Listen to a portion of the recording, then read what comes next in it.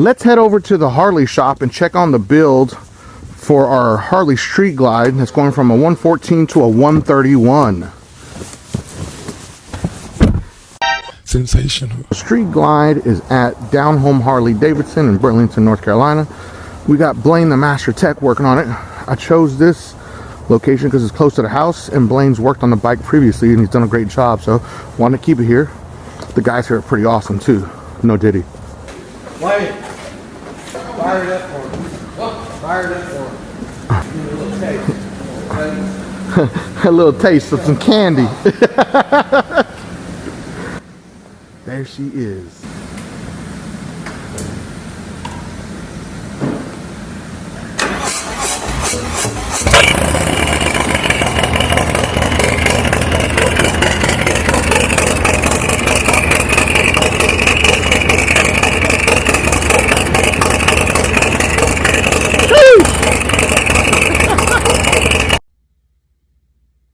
Last phase of this build is Blaine is going to put this bike up on the dyno to tune the bike to see how much horsepower we can squeeze out of this Stage 4 Street Glide.